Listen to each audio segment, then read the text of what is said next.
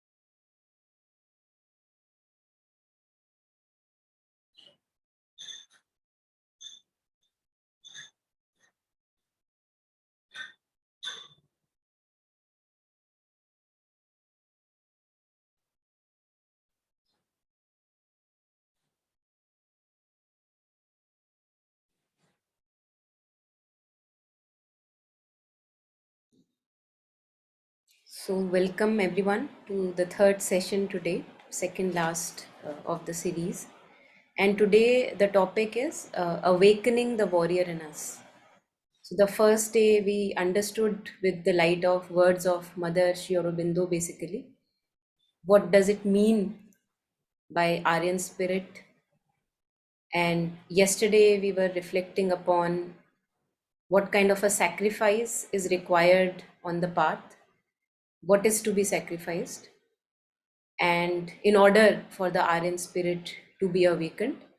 And today we are going to in detail talk about as much detail as possible. Again, there is no end to the detail, but we'll touch upon a few basic things. Again, in the light of Mother and Sri Aurobindo, about awakening the warrior spirit in us, awakening the Aryan in us. And we will take up questions and reflections as they come. So feel free to unmute and share in between at any point of time. I'll also keep on pausing in between. So I'm going to just make it full screen so that it's clear to everyone.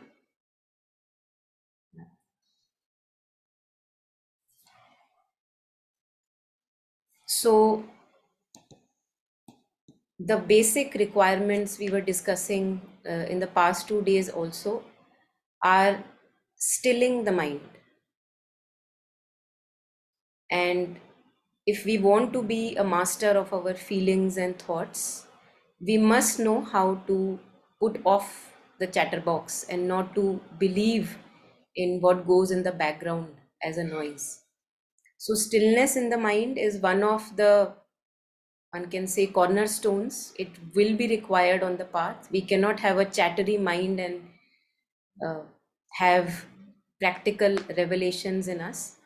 So some kind of mastery over the mind would be required. And one of the practices, many practices could be there for stilling the mind. Again, depending upon our natural inclinations, what is the path true to us, and also centering the mind. So centering in the sense that usually we see that our mind is all scattered all around. If we sit for 5 minutes, or even if we are standing, not sitting, walking, we will see the mind goes in all kinds of directions, as if the threads of consciousness are just scattered and tangled in the past, in the future, in the present happenings, with this person, with that person. So to ingather the threads of consciousness is what is centering the mind. And that can be, again, there can be many ways. For some, it could be body, bringing the mind back to the body, sensations, perceptions in the body, becoming aware of the noises, the sounds that are there. So using our senses, we come back to the body, center it in the body.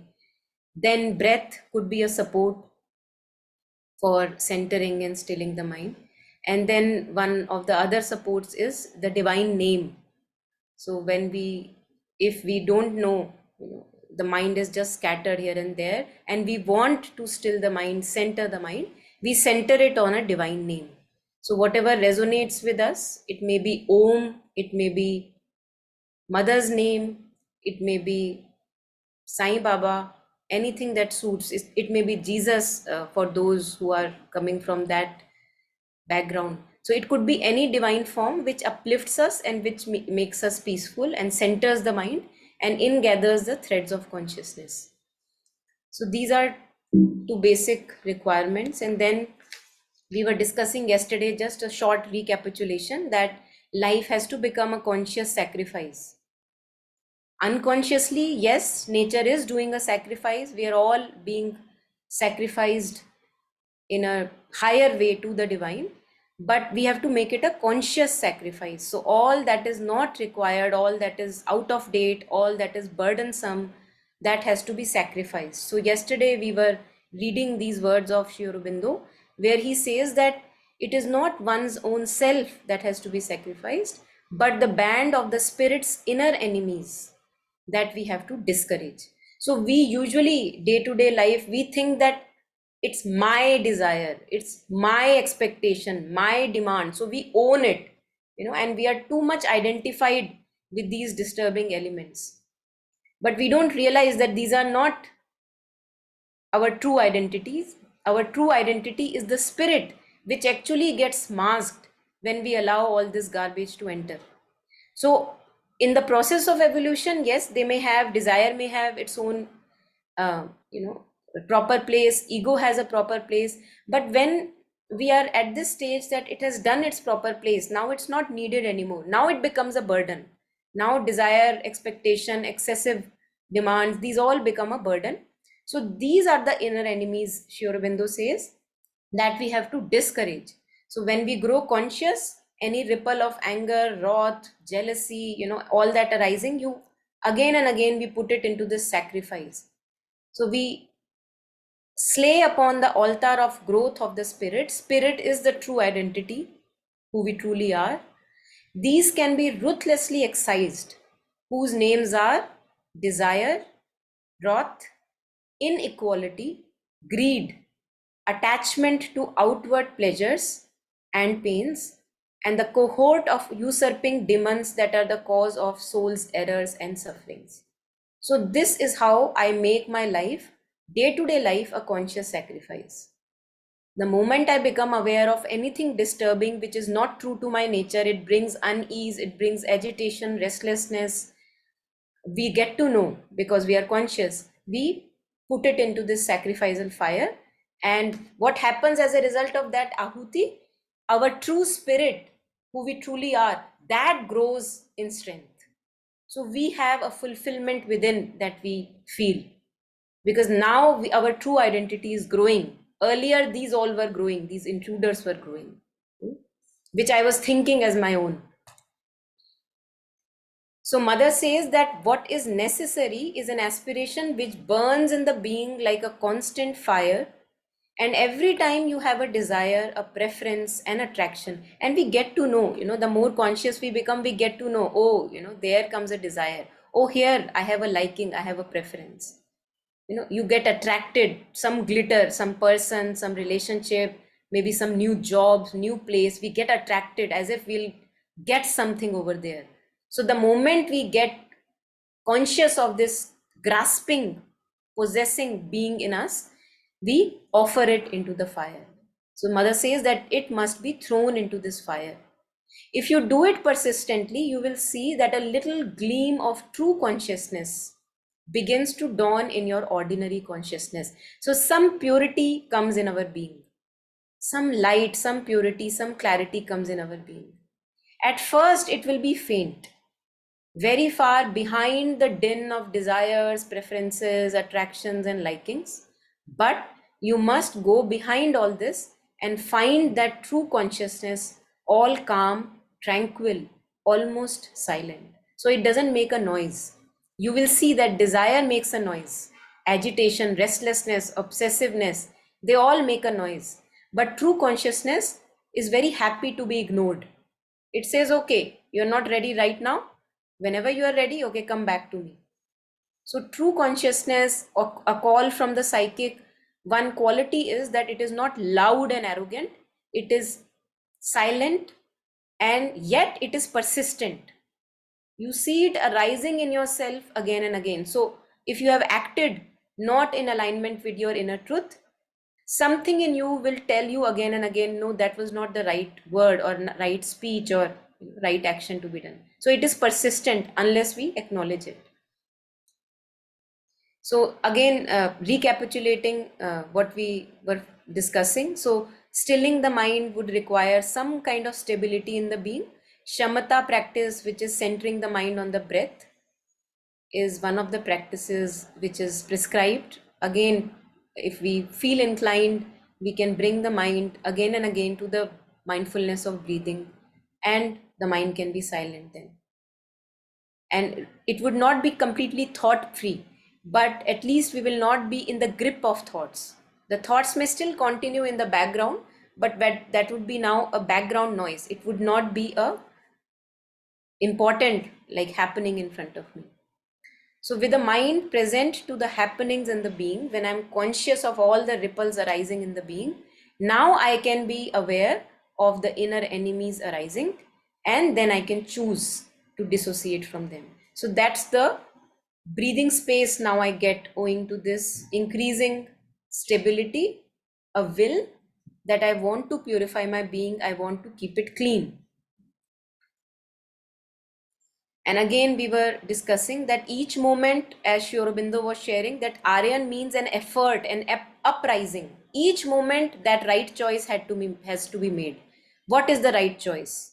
What takes me towards higher light? So each moment, there are only two possibilities. There are no three possibilities.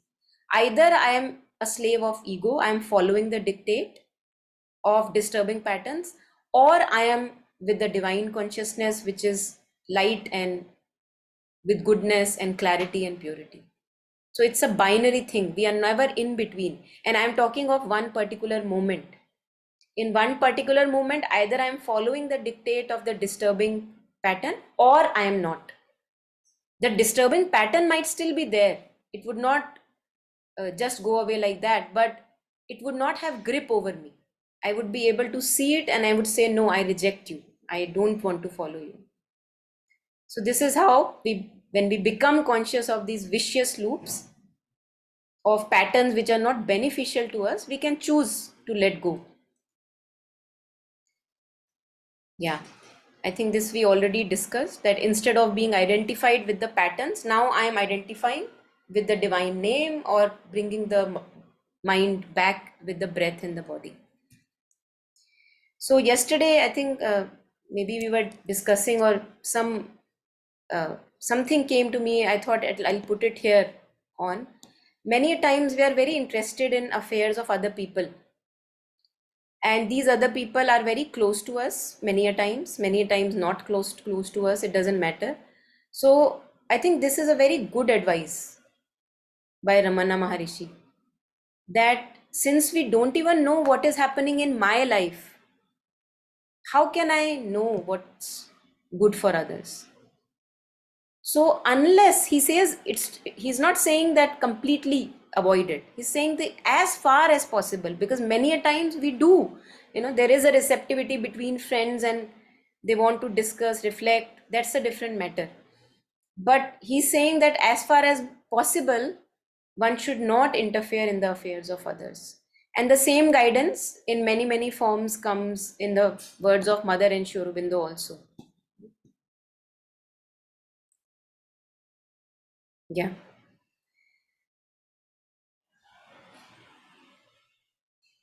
So there is a question here. I think it's a question. I'll just read it out by Lotus. True consciousness is quiet.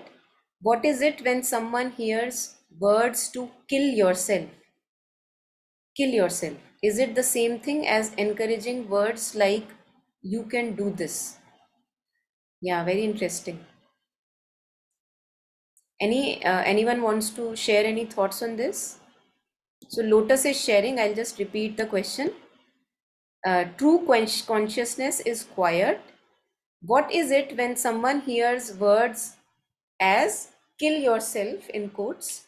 Is it the same thing as encouraging words like you can do this in quotes? Anyone wants to share anything? would like to share something which we read in Satcharita actually. When Sai Baba said to someone, eat this and die. So it's like, and the person was very taken aback that why Baba said like this. And it's about killing the ego. When you hear kill yourself, then the you has to be, down. Like there should be no ego. So it is also mentioned there completely that Baba wants to kill that ego, not the person or you as a, soul. So it is about ego. So I think it's as good as the positive statement. That's what I feel. Yeah, beautiful. Yes. I think with the mother's words also, we are going to touch upon this aspect, what you just shared. So thank you. Yes.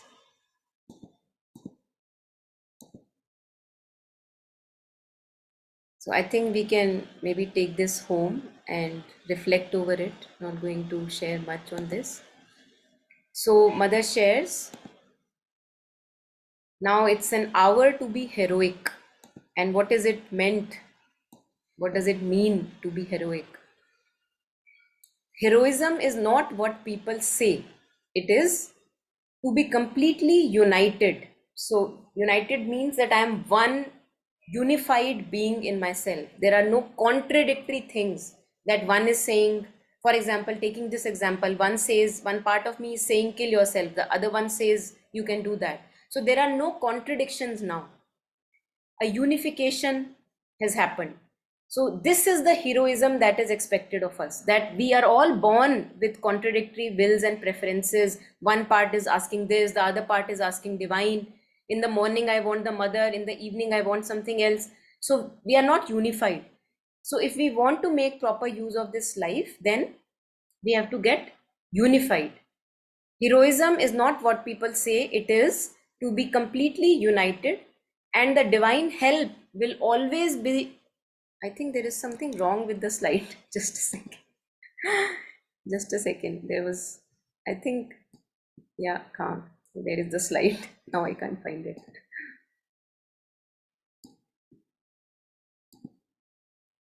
Yeah.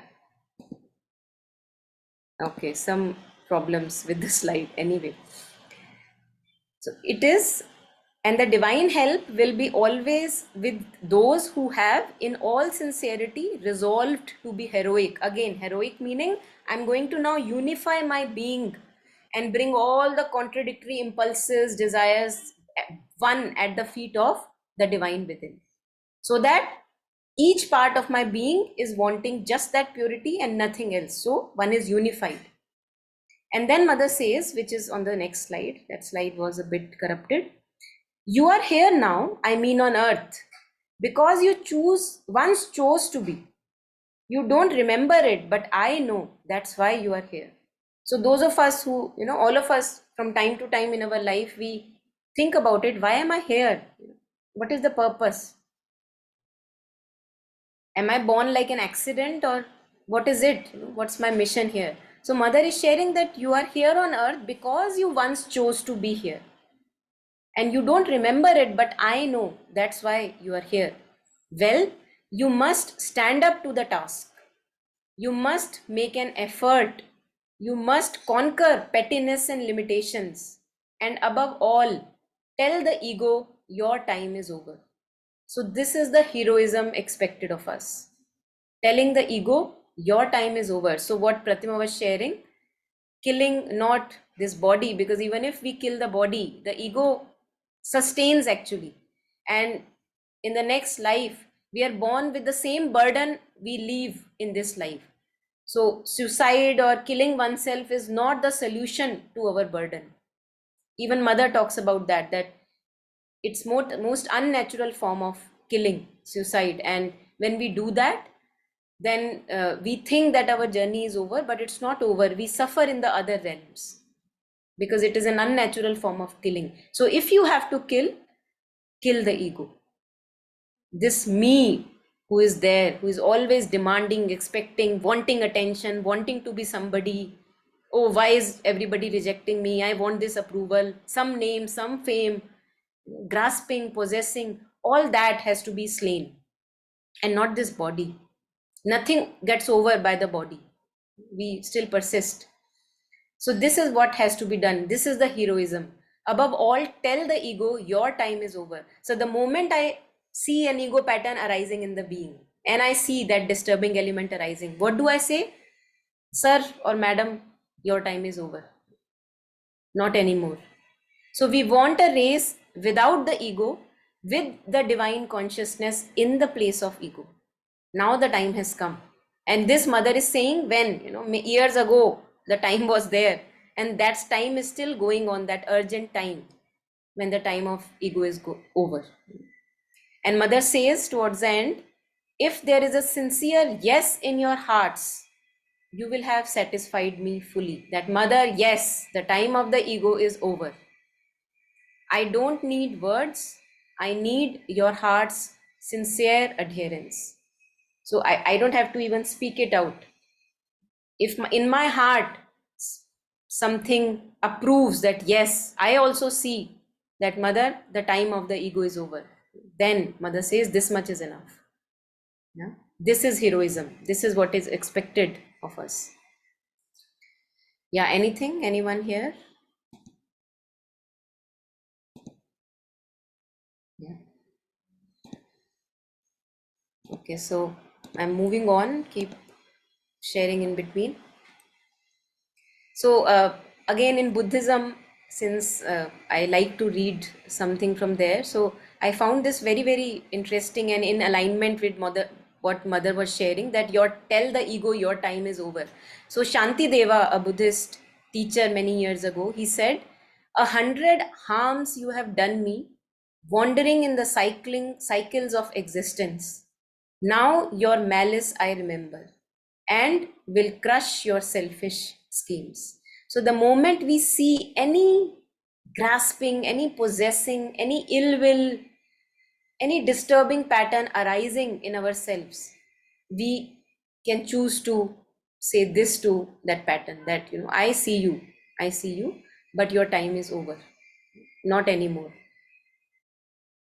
Earlier in our ignorance, we were partners with the ego, but as we become conscious, we don't have to remain partners. We can break this partnership and the fueling to the ego that we do.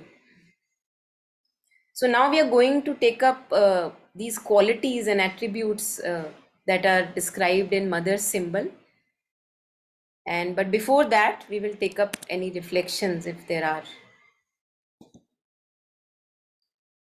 Yeah, anything anyone wants to share before we move to the attributes required on the path?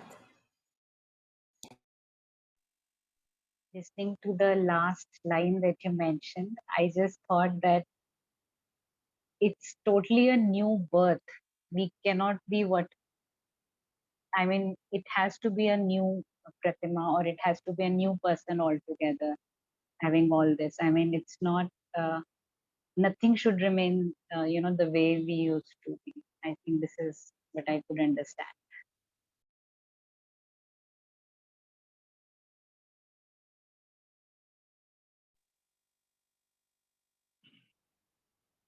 So I have a question. It is from what we learned yesterday. Your voice is not that clear, Vipin. If you can just maybe correct the microphone a bit.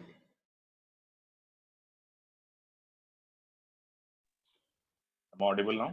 Yes, now it's good. Perfect. Yes. Okay. So my question is from yesterday, what we have learned. You mentioned about expanding consciousness yesterday. Our sole motive is to expand consciousness. So as what I understand with the word consciousness, I just want to talk about this consciousness thing. We hear it so much. What I have understood by reading or by many other things, that for me, a consciousness is like, being aware.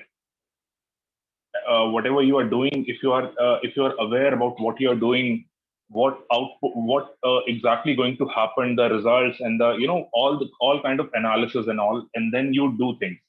So being in a state of awareness is a consciousness for me, right?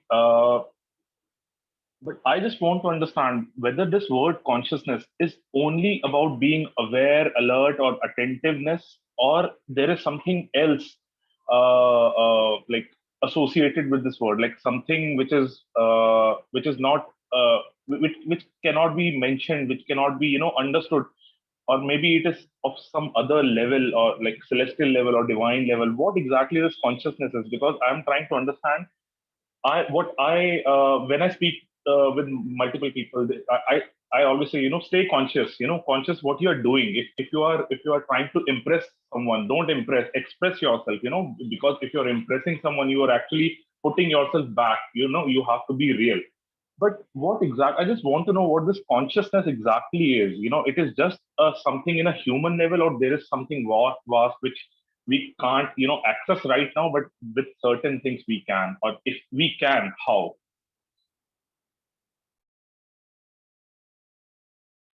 Yeah, anyone wants to share anything on what Bipin just shared?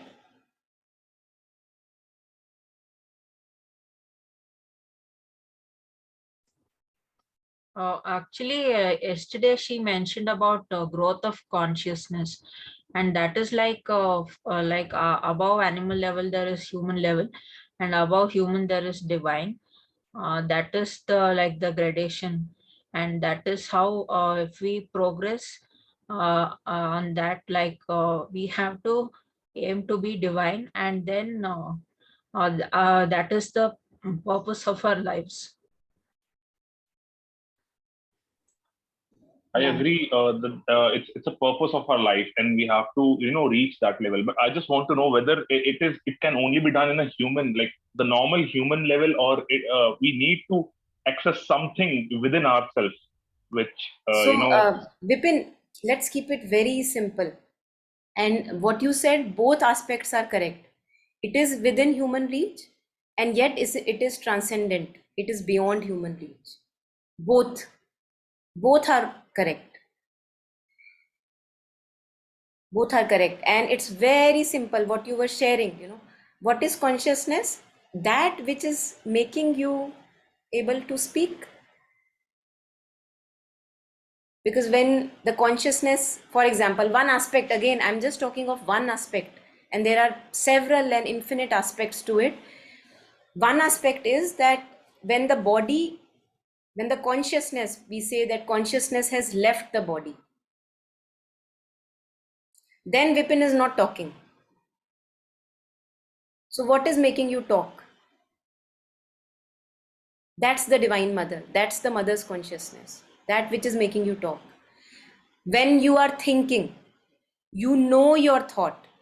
So you have this knowing quality in you, or awareness.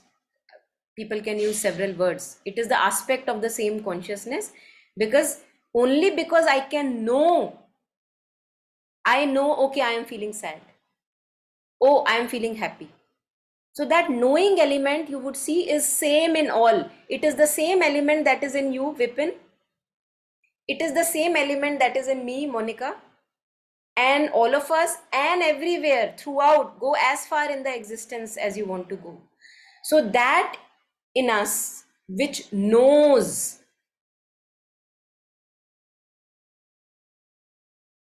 is consciousness in one of the aspects. That's how one can say. Now, example that I use is that why do we say we are all one consciousness, or we are all one divine? Why do we say that? One of the ways to explain it, there could be several, is that imagine that there is a vast open ground, just pure space, nothing else. And in that vast space, there arises, say, 100 buildings. Now, each building, you would say, has their own inner space. And I would say my space of the inner building is different. Your house is different. That house is different. That's how we say, because we identify with the body. So what do I say? I am Monica, you are Vipin, she's Pratima, she's, that how we categorize, right? But when the body is gone, when a tsunami comes and takes all the 100 buildings away, then we realize, oh my God, the space was one continuity. It was one continuity. It was not separate categories of space. It was just appearing to be different buildings and different spaces, but it was all one.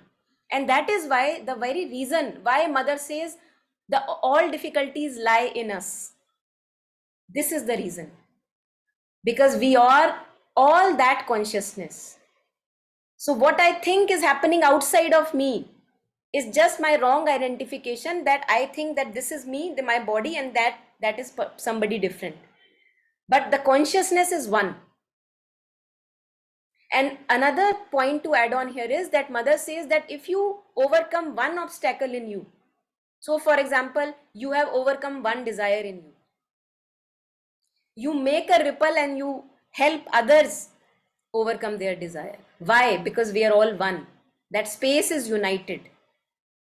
So that's why the biggest social responsibility is to realize the divine within us. Because when you do that, you're actually making that ripple. Since we are all one, it's like spreading, it's spreading out. And again, when we follow our desires, when we do ill will, all kinds of malice, that also spreads. Because it's one consciousness. And this is just one aspect of it. Again, there is again, the divine is individual, the divine is cosmic, and the divine is transcendental. So that consciousness that you want to understand, that is individual consciousness, which we call as soul consciousness. Then there is a cosmic consciousness, which we can have a realization of. We can have that expansion, practically can realize, become one with everyone, not only in theory. And then there is transcendental aspect of the divine, which is beyond everything and yet all encompassing. So everything are these, these are all different aspects of the same consciousness. Like we talk about gold. You can make with the same gold a ring. You can make a chain. You can melt that gold and you can make into some, maybe, a crown for somebody. It's the same gold. So consciousness is that gold. It is the substance of creation. We think that the substance of creation is matter, right? But even now quantum physics tells us through experiments that no, there is something beyond matter. That is the stuff of conscious, we have not reached that consciousness is the stuff, but I think it's not far away that we will understand that we cannot have a particle which gives rise to consciousness. Consciousness gives rise to particle. Ocean gives rise to waves. Waves are not giving rise to ocean. Right? So I think one of the ways, again, several possibilities, people can explain it in different ways. So this is how I can see it right now. And you are right when you say that the limited mind, if it struggles hard, it cannot understand consciousness. So the struggle has to come to a stillness. That's why when we are calm, then some insight would dawn into that receptacle of the mind, calm, still receptacle of the mind. And you, through your intuition, you may get to have a glimpse of that, what you are asking. But the limited mind with its struggle and agitation cannot understand consciousness. That struggle has to be quietened down. Then the mind can understand. In glimpses again, because again, there is too much. Yeah.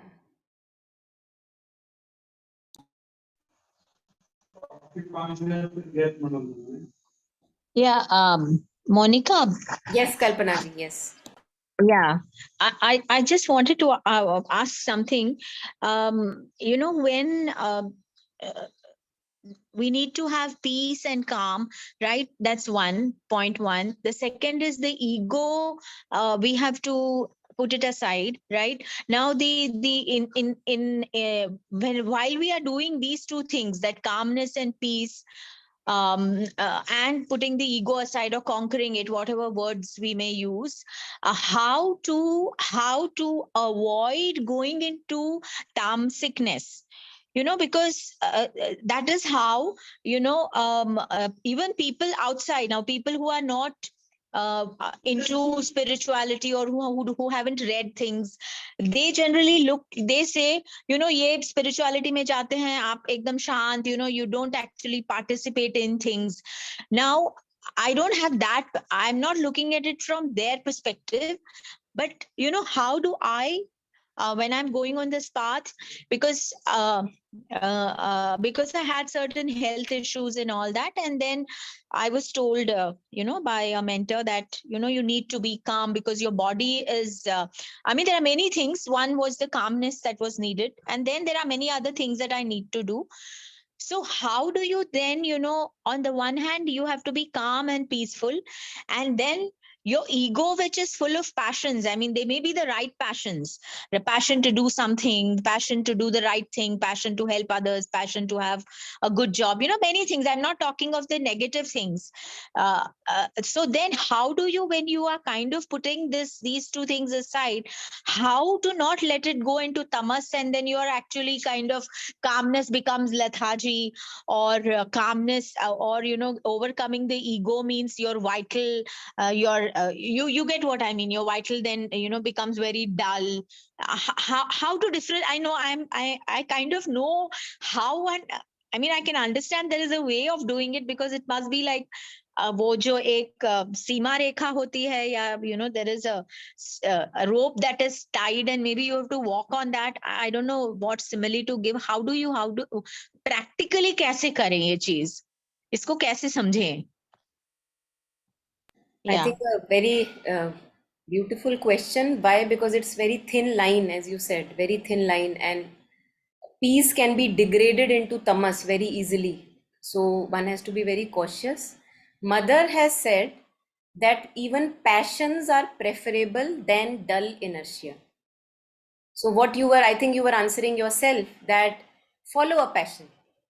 If it's a good passion, helping others, following an art, music, anything that is beautiful natured, not in a ill will natured, not harming others. So if it's a passion which is making you alive, that can be one of the ways of unfolding of life, and gradually when we follow that passion, we will come to a stage when, if the stillness of the mind, we have come to that stage that the stillness of mind is required, it will be there in our unfolding. So I think one of the ways to ward off tamas is to follow passions, which mother also suggests. So follow anything that makes your life alive, makes you are looking forward to a new day. Oh, like biking. So I am very delighted to get up in the morning because I want to go bike, for example. And one sign that we can look at it for ourselves, the sign of a good fulfilling life is that you are, every day when you rise up, you have something to look forward to, like you are getting up with a joy and delight in the heart. That's how a sign can be that it's not tamas that is pulling me, because when there is tamas and lethargy, then every day is an okay day. Yeah, the mundane routine. Yeah, that's how it goes. Oh, I know how the day is going to be. So if there is a dullness in our mind, and if we follow some passions, if we nurture our life, our being, whatever natural inclinations we have, somebody is interested in biking, maybe somebody in hiking, we all have different natures. So whatever is naturally coming to us, we must follow those inherent passions. That is one of the ways to make life beautiful, and also to ward off tamas. Or many a times it happens that we fall in love. That's also one of the ways to ward off tamas. This so-called romantic kind of love, what is shown in Bollywood, even that kind of love has its own advantages. At least that's not taking me towards tamas. So when I'm falling in love with a person, so-called love or lust, whatever one may say, one rises up in the morning, one dresses up, so it's again a movement there. And whenever a movement is there, sooner or later, I will have the learnings also from life. But in tamasic state, it's very hard to have the learning. So one cannot avoid it. If I have to, all of us have been through tamasic states of being. There have been phases in our life when we have really been in lethargy and tamas. And I think that too must have its proper place. But if now I have the capacity to look at it and do something about it, as you said that, one can become conscious of it, that yes, how I want to avoid lethargy now. So good idea to follow something beautiful. Something which is fulfilling for the heart, for the vital. It could be various things for various people. For some could be singing, refining their singing if they like to sing. Poetry could be one of the ways, writing poems, writing stories. So wherever the mind is, ingathered and conscious and concentrated on one activity, that helps uh, to ward off the tamas. So that's one of the ways. Yeah. Isn't that a real challenge? I mean, that's the biggest challenge, that you have to be, I mean, you have to put your ego aside, or you have to overcome it, and still you have to be interested in things, and you have to look forward every day, not just every day, every moment, and you react to everything. I mean, I don't know, react means, I mean, Sensitive. not, yes, sensitive to everything around without letting your ego react, It's possible. Yes, it's possible. What you without are letting sharing. your ego react. Like, if I have a couple of minutes, I just got some message from somebody on WhatsApp. I mean, I could just make out it was something, which could actually irritate my ego, but then I chose to ignore it, and I gave a very placid, a very calm, a very sensible kind of a response, a very small response, and then immediately there was, I mean, I don't know, I think this is a challenge. You have to do it every day, that the you have to keep the ego aside and say, okay, no, I will not get upset, or I will, इस तरह से मतलब, this kind of a response is not going to be there, but ask the mother कि, okay, help me give the good correct response, whether I don't mean in speaking or typing out the correct response, but actually in thinking out the correct response, having the correct response in my head or in my heart. Whether I write it or type it or speak it, it comes much later. So wo mangna, is that the way? Because still I'm kind of, I think it's like a challenge every day, every moment. Every When day, something every happens, moment. Yeah. right? It's like that. Yeah. Yeah. So, one of the things to be vigilant about, I feel, is that you will see, all of us will observe that we are all wanting to be somebody. If I have given a response, again, not even wantingly, we are not doing it consciously. This comes by default. That's why vigilance is required. Something in me wants to be somebody. So, some acknowledgement, and that's why one would get upset, and we all do get upset. And when we do get upset, we can just check that part in us which wanted to be somebody. So, it's a liberating feeling to be nobody. And not only in saying, actually feeling that it doesn't matter who are we, just a speck in this whole universe. So ignoring, mother talks about self forgetfulness, ignoring oneself completely in that sense, the egoistic sense. How does it matter? How does it matter? Okay, somebody rejected me, ignored me, okay, fine. How does it matter? Who am I? Somebody did not smile looking at me. How does it matter? So self forgetfulness, mother gives the key. And that's why many a times when we are following any art to its perfection, any music, any even reading a book to its perfection, we become self forgetful. Have you noticed that? Even cooking, many people who like to cook or bake, when they are really doing it beautifully, they just want to do for the sake of beauty, for the sake of perfection, they become self forgetful. That's the key, mother says, to perfection and to ward off the ego. So have something which really you fall in love with. So why am I doing surrender? Because I'm in love with surrender. Not because surrender is going to give me something. Why am I living this life, living this day? Because, it gives joy to have this progress, to become conscious of myself. It is adventure, it is joy.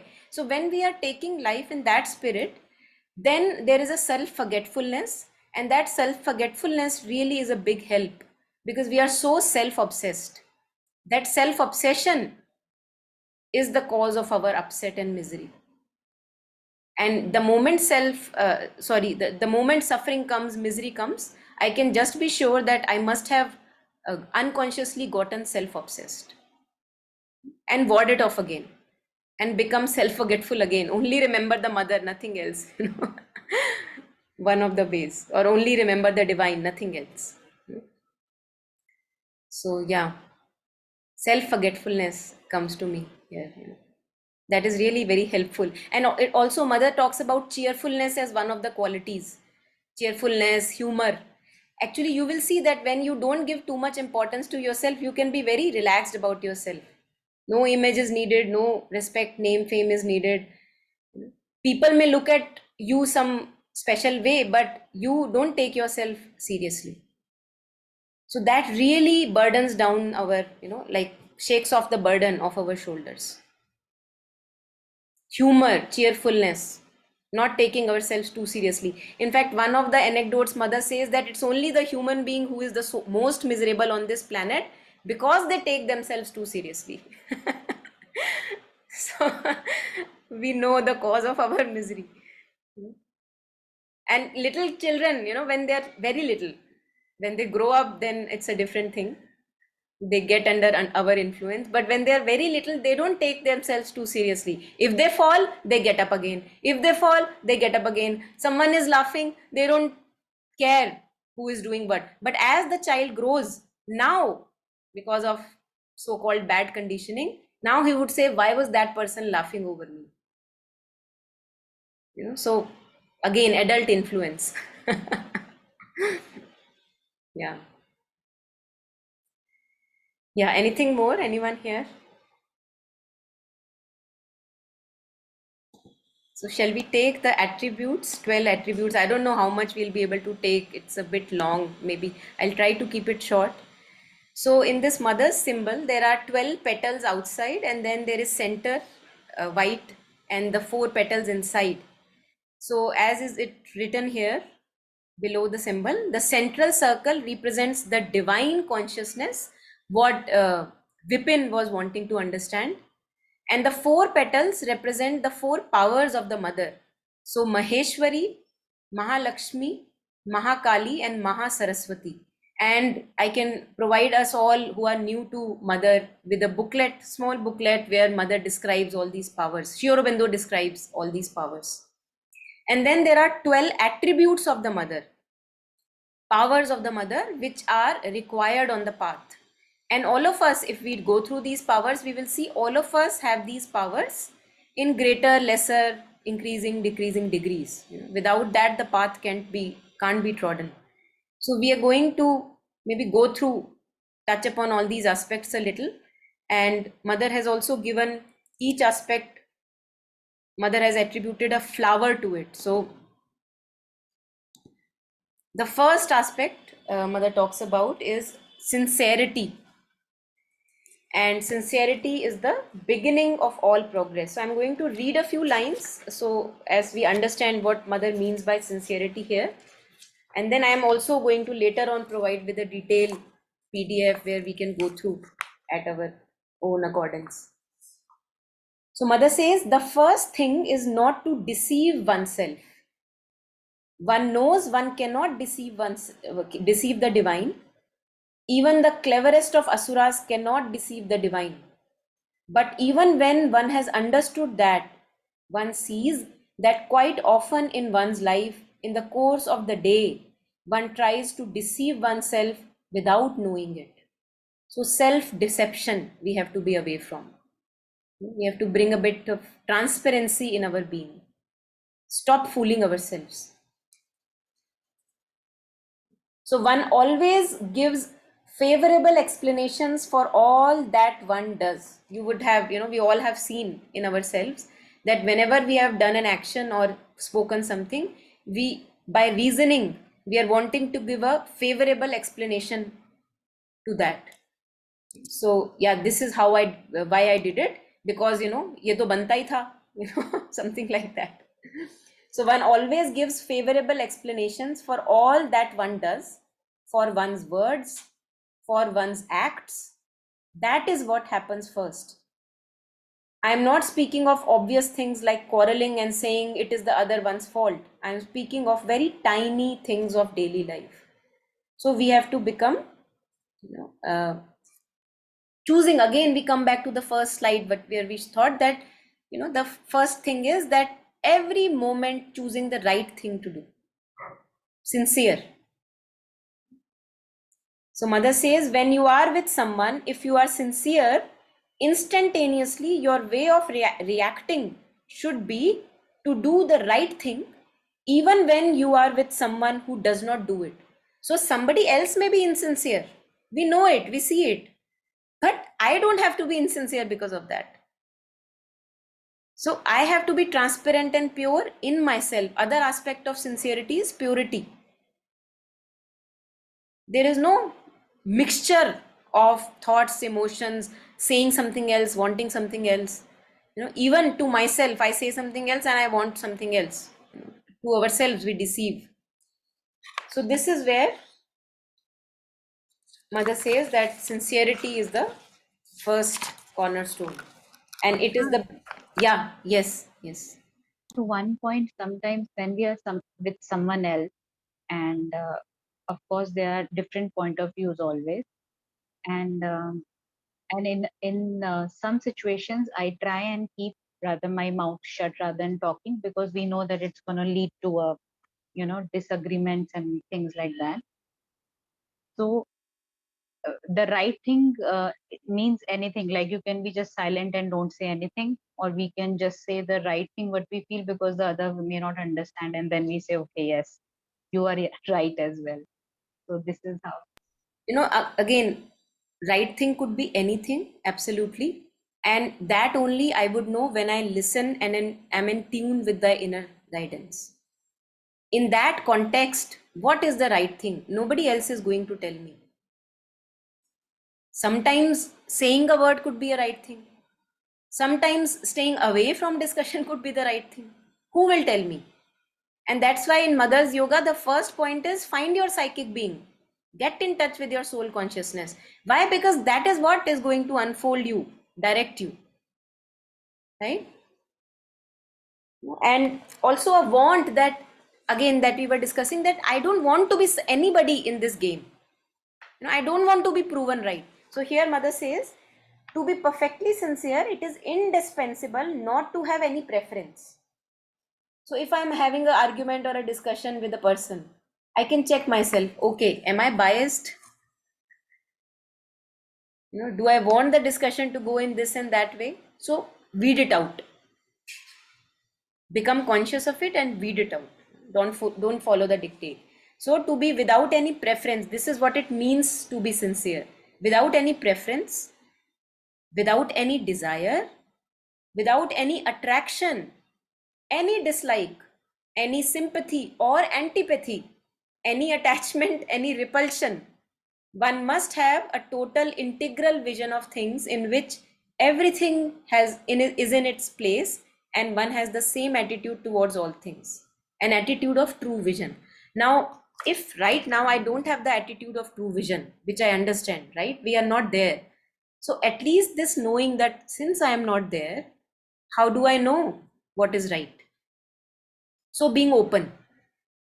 And again, if I am open and receptive to the inner and outer guidance, I will know which step to take in alignment with my truth. I will know. And it could be anything actually. It could be raising up a sword. It could be putting down a sword.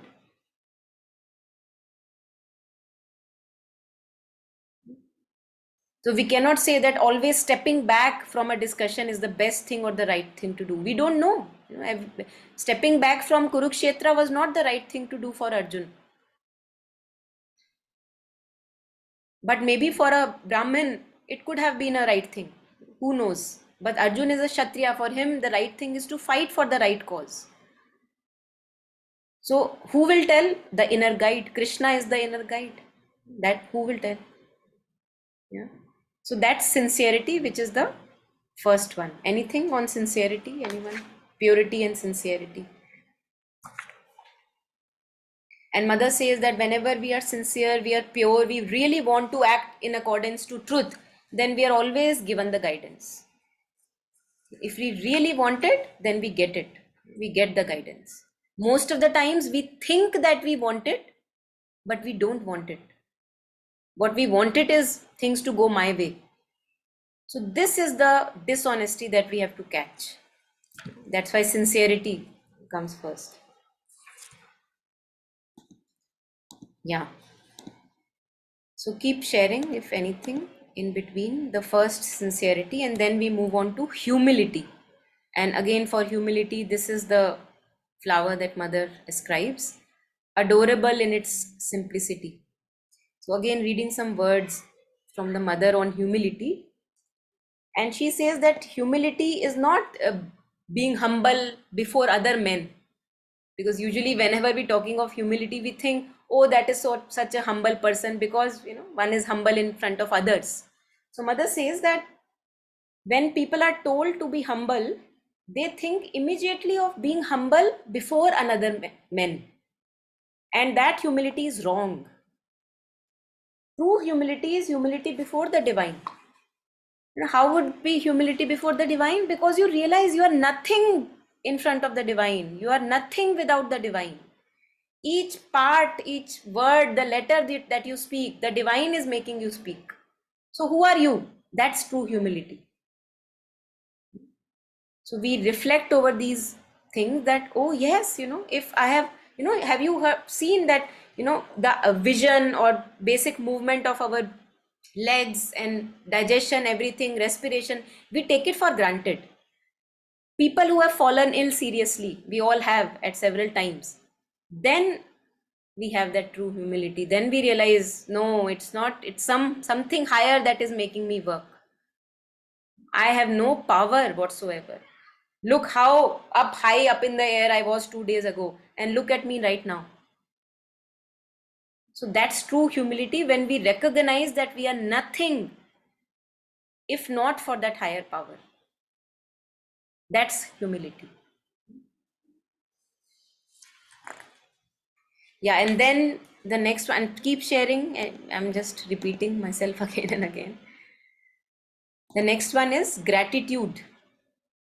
And mother says that gratitude is the one. Gratitude opens all closed doors and allows the saving grace to enter. So how to feel this gratitude? A few words on this that mother shares. That kind of sense of gratitude that the divine exists. That feeling of a marveling thankfulness which truly fills you with a sublime joy at the fact that divine exists. That there is something in this universe which is the divine. That it is not just the monstrosity that we see, that there is the divine exists. I remember once I was, driving with a friend, one of the roads in Gurgaon, and suddenly I realized that if I don't have this, this feeling of, yes, the divine exists, life would be so dull, so boring. And the moment we reflect upon, yes, the divine exists, you have really a true feeling of that. Life truly becomes alive every moment, even if it may appear very mundane on the surface. Every day, same routine that you are following. But each part of that routine is fully alive for you. Because you live with this constant sense of gratitude that I am alive and I am functional and there is so much to look forward to. Mostly this gratitude, usually we take it for granted, our life. And many a times it happens that it's only after big diseases or tragedies, once we come back again to our normal being, then we say, oh, I'm so grateful to be alive, or so grateful to be breathing. People who have breathing issues and they're gasping for breath, then when they have a normal breathing again, then they realize, oh my God, how grateful I am for this breathing. But people, all of us who are breathing normally, they don't even notice their breathing. We take it for granted unless really something hits us. So somehow the way we are, it's like without a tragedy, we don't wake up to the gratitude. That how lucky and blessed we are to be walking this human path.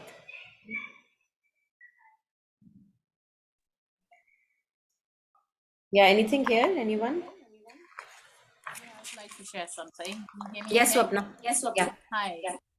Yes, I for some reason I'd forgotten that one of the petals is gratitude. And I just recently, it's like day 3 or 4 of a book called The Magic. And it's just all about gratitude. And it's not a new concept for me, of course.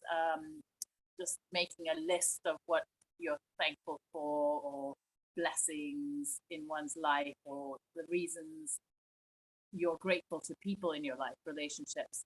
These are the things we've covered so far. So why I'm sharing it is that it blew me away that just on day 1, putting my attention on just that, 10 things that was like the day 1's exercise. It's a book that has exercises for 28 days.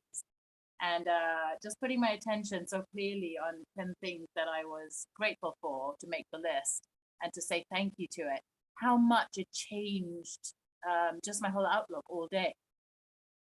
Even though I'd of course been aware through the mother, through other people, that gratitude is so vital. But it's incredible to actually practice it and actively put one's attention then, and to train one's mind on all the ways life is good, all the ways people are just amazing or beautiful in one's life, and why you're grateful for them. And ultimately, what's behind each thing, it strikes me, is the divine. So yeah, I just thought I'd share that, because there's so many other, as you yourself, there's other teachers and other programs and things that support our yoga so beautifully, and this is something that's so simply written, and it's great to have all these exercises. I'm excited to see what happens at the end of 28 days, given until day 3 even is so good. So thanks. Yeah, thank you so much. Yes, absolutely. Something to be cultivated. Something to be cultivated. Yeah.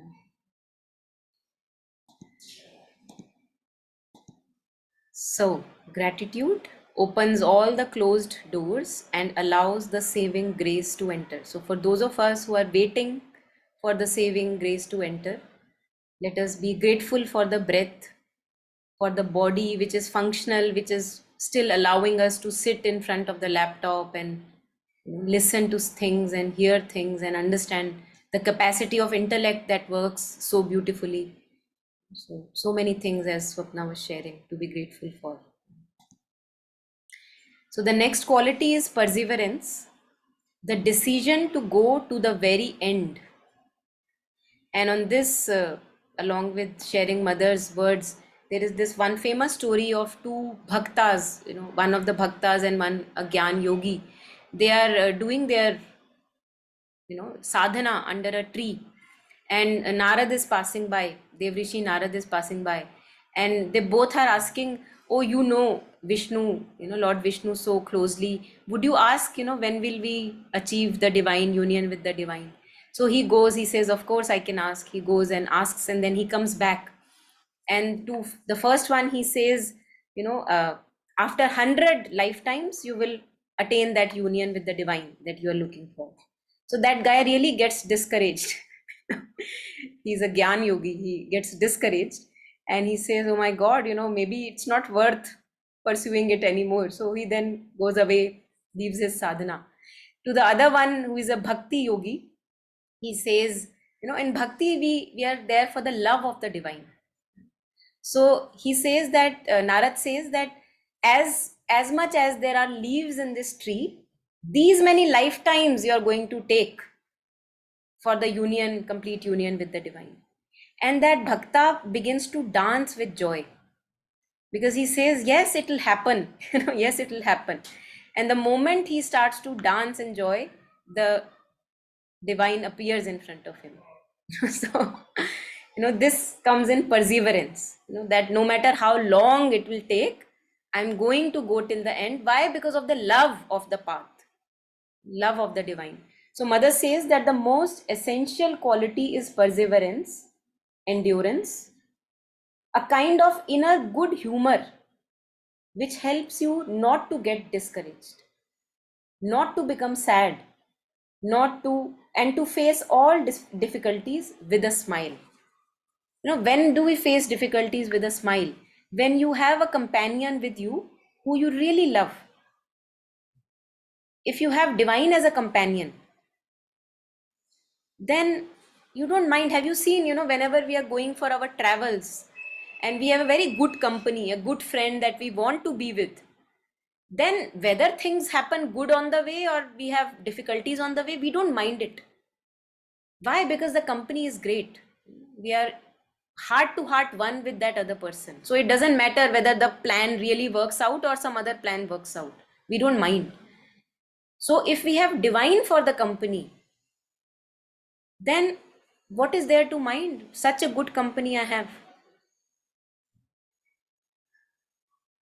I'm ready to go till end. Any difficulties, amount of difficulties may be there. So that's perseverance. Yeah, anything? Anyone here? So, Monica ji, can you hear me? Yeah. Yes, yes. So I was just reminded of one quote which said, continue to persevere because it may be that last key in a bunch that may open the door. Yeah, very nice. Thanks. Yes, Kalpana ji, you wanted to share?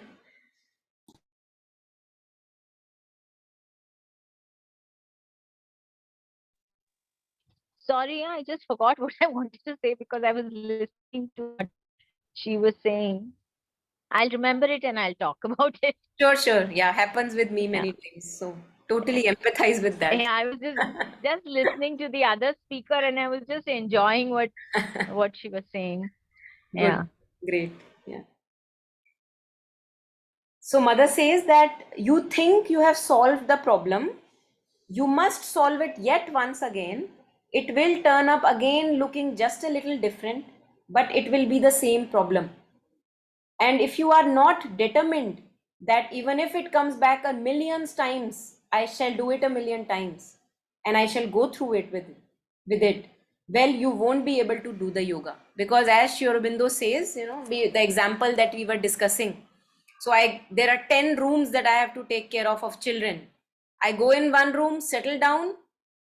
The previous room where I settled down, it becomes noisy again. So I go back there again. So this up and down has to be done several times, you know, in our being. Because one part is ready, then the other revolts, then that gets settled and then the other one revolts. So this to and fro will keep happening. So the perseverance, you know, the quality of perseverance needs to be there. The decision to go to the very end. And what Mayaji shared, I think that was really a good example of perseverance. Then aspiration. I think we have already touched upon aspects of aspiration before, but something on aspiration: innumerable, obstinate, repeating itself tirelessly. And why would I repeat everything tirelessly on the path? Because it is joy. No matter how much pain and struggle it is joy to walk on the path. So for the joy of walking on the path, one keeps on aspiring. And mother says one has to aspire so innocently, one doesn't even know that one is aspiring. So that was very interesting. Just a second. So aspiration is the call of the being for higher things, for the divine, for all that belongs to the higher or divine consciousness. Aspiration should not be a form of desire, but the feeling of an inner soul's need and a quiet, settled will to turn towards the divine and seek the divine. And this thing that I was sharing, that somebody is asking the mother what is meant by sincere aspiration. And she says, an aspiration which is not mixed with any interested and egoistic calculation. That if I surrender to the mother, what will I get? So no calculation has to be there. You know, we have to be very cautious. If you are in a state of conscious aspiration, and very sincere, well, everything around you will be arranged in order to help in your aspiration. And we all see that happening. Whenever purity is there, we see things turning out, in order to support that aspiration. So whether directly or indirectly, and that is either to make you progress, put you in touch with something new, or to eliminate from your nature something that has to disappear, this is something quite remarkable. If you are truly in the state of intensity of aspiration, there is not a circumstance which does not come to help you to realize this aspiration. Everything comes, everything as though were a perfect and absolute consciousness organizing around you all things. So if we want the universe to listen to us, we have to first listen to our inner call. And once we are in touch with that, then everything transcribes to make it happen, that aspiration. Yeah, anything here, anyone on aspiration?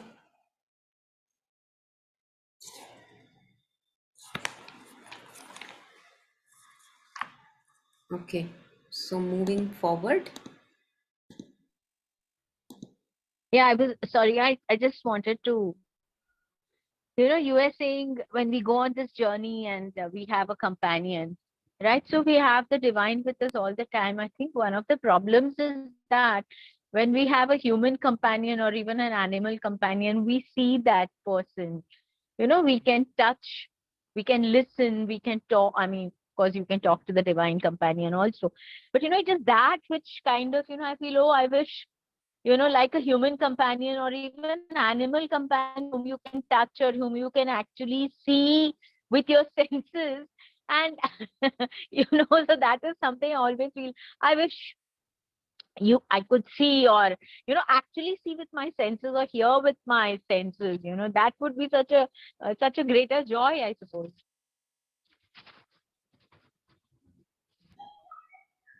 I don't know what to say. I think, you remember again, lately I've seen this movie by the reference of a friend, so I was suggested to look at this movie, The Lord of the Rings.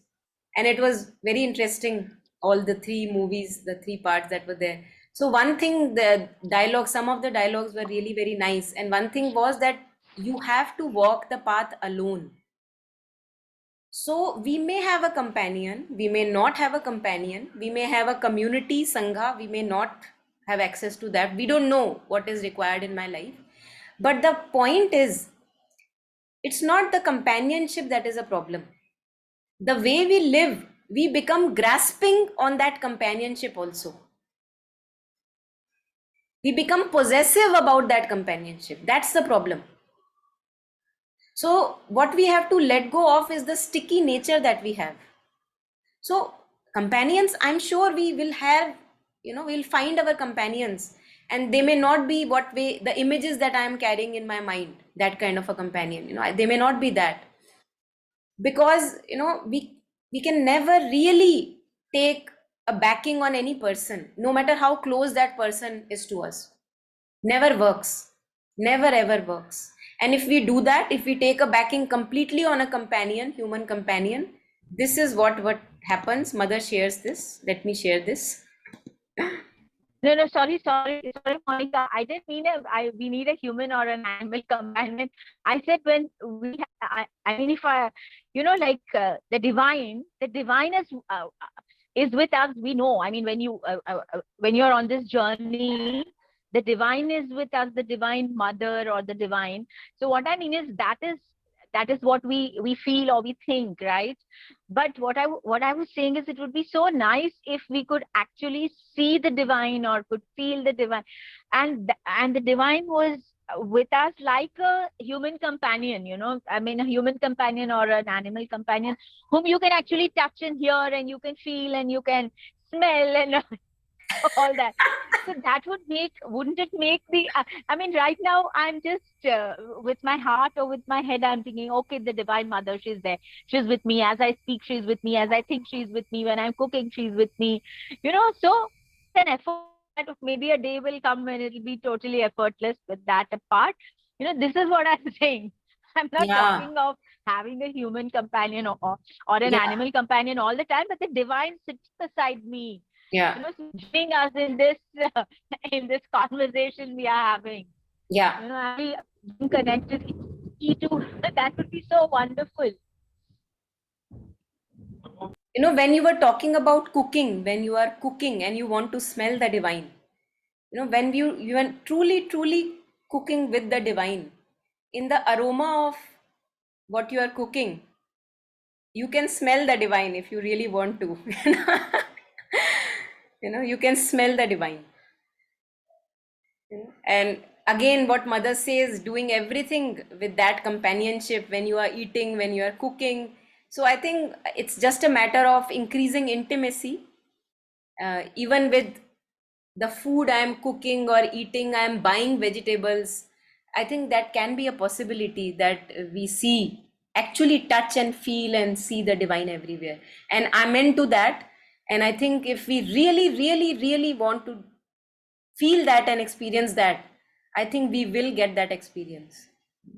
But the problem is that in the morning I am wanting that experience, in the evening I want something else. so so that's the problem. Yeah, and if we intensely want it, I'm sure the divine will make it happen. Yeah. Yes, Swapna.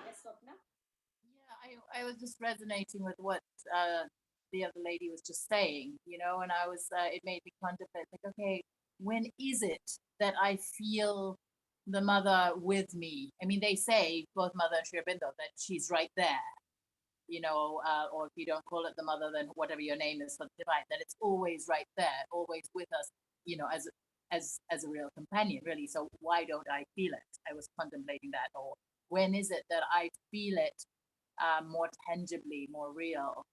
And it seems there is a subtlety about it compared to a human or an animal, just like the lady was saying. Yeah, if you can touch them and see them, and the senses are so accustomed to perceiving that world as real. Yet, when do I feel her more real? It's like when I really do become more aware that she is literally behind everything. It's like I was sharing earlier, just a few minutes ago, about this magic. It's just one practice tool, just like we have so many practice tools. Yet I'm noticing, as I get grateful for these things and aspects of my life and realize the mother or the divine is behind each thing, now my perception of the mother is becoming more real. Still not quite the same as a human, yet it's very interesting that it's about practice, it's about a constant remembrance, like you just said, not just wanting it in the morning, but wanting it throughout the day. But the way in can be really interesting. The way in can be through any of these petals that we've discussed.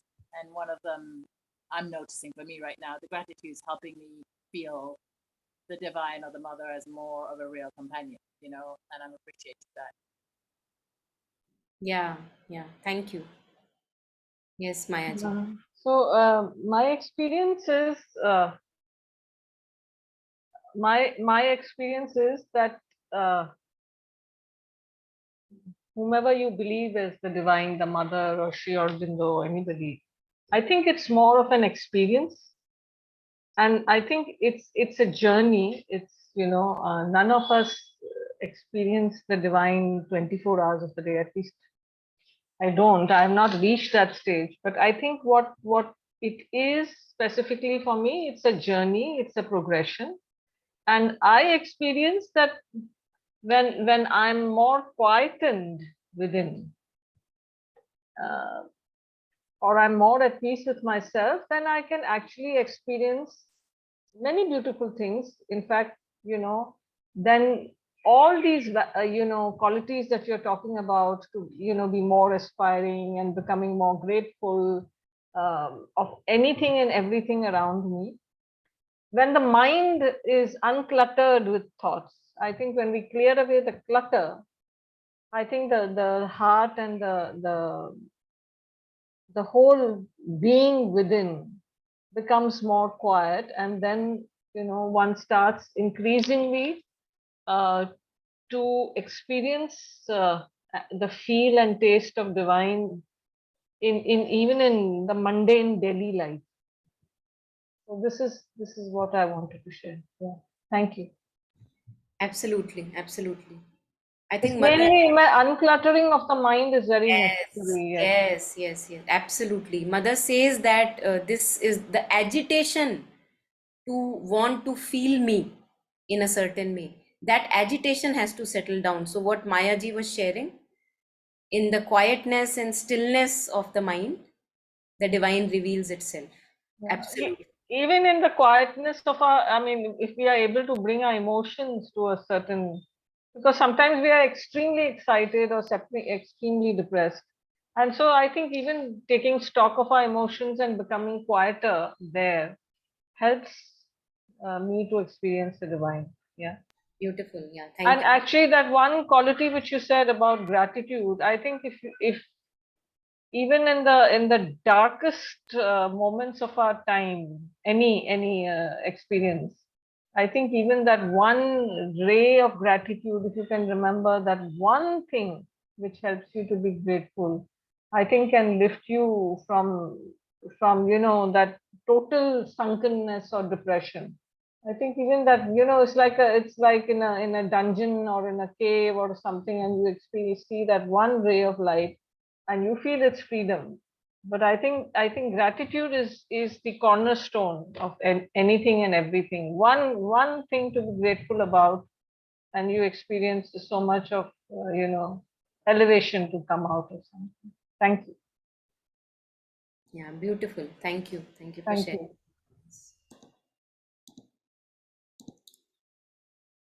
So, the last, I think, maybe there are many, I don't know. I won't be able to take them all, but I will share. I think I will share the document with all, where we can study all these aspects, and maybe being receptive, maybe the last one we can take is being receptive, and then the rest I will share with all of you, later. So I don't think we'll be able to cover them all. So receptivity, conscious of the divine will and surrendered to it.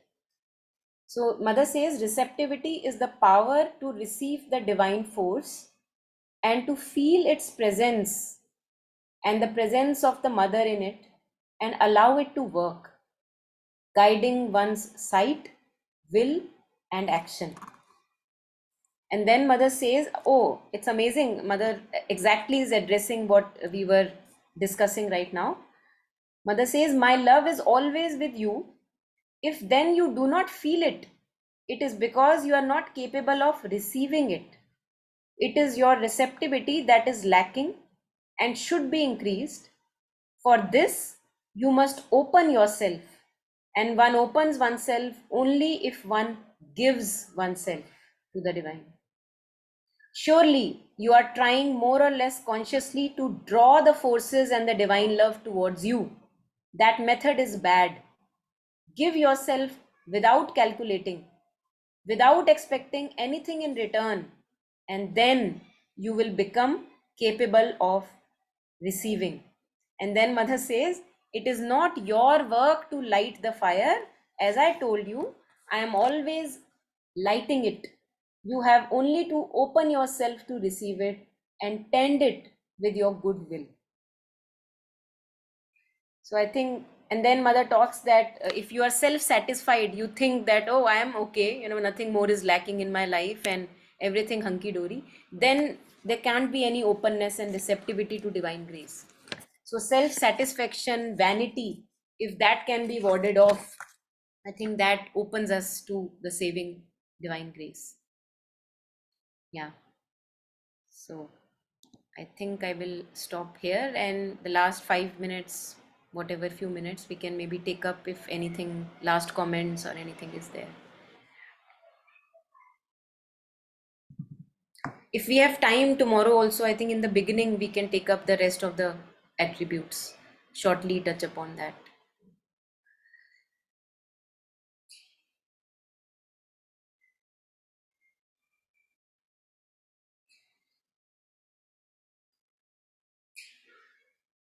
Okay, so if not anything, I'm happy to take one more. Let's take one more. Why to leave 5 minutes? Okay, so that next one is progress. And mother says, this is why we are here on earth. Purpose of earthly life is progress. If you stop progressing, you will die. Every moment that you spend without progressing is one step closer to your grave. I think we must have seen people in our life, in our families, where many a times the life becomes very dull, boring, no progress is there in life. And there you see that also a kind of very dark and gloomy feeling arrives in that person's life. You know, that why should I live? Why should I live at all? Because there is no sign of progress, there is no receptivity, there is no passion that is alive. There is nowhere one can think of giving oneself. So mother says that this is why we are here, and if that progress aspect is not there, we begin to die. And it every moment that you spend without progressing is one step closer to your grave, and we can actually reverse it. Every moment that we spend truly progressing is one step closer to our immortality, true divine consciousness, every moment that we spend. So mother says to be ready. What is progress? To be ready at every minute to give up all one is and all one has in order to advance on the way. So many a times we feel, you know, if we have walked the path for several years, we feel as if all that images are becoming a burden on our head, that see, I am a very experienced sadhak, and that becomes a burden. So mother is saying that every moment one has to give up all to advance on the path. And we see it with mother and Sri Aurobindo's life. When mother came to Sri Aurobindo and met him for the first time, she had had so many experiences, spiritual realizations and all that. And in front of Sri Aurobindo, she just gave up all the past in order to welcome the new future. So I think something to learn from there, to give up all one is, all one has, to advance on the way. Every moment the universe is creating, recreating itself, we also have to do the same. Yeah, so any reflections, any questions before we end? Yeah, Monica. Yes, James. Yeah. Actually, progress is very closely aligned to aspiration. Aspiration is the fuel for our progress. And without aspiration, we cannot progress. Vice versa. Yeah. Beautiful session, Monica. Thank you. Thanks, James. Yes. Okay, thank you, everyone. So we meet tomorrow, the last session. Last session, yeah? Thank Yeah. you. Thank you you very so much. Thanks, Really everyone. beautiful session today. Thank you. Thank you. Thank Thank you. you. Bye. Namaste. Thank you. Bye, everyone. Bye, James. Hi, James. Bye.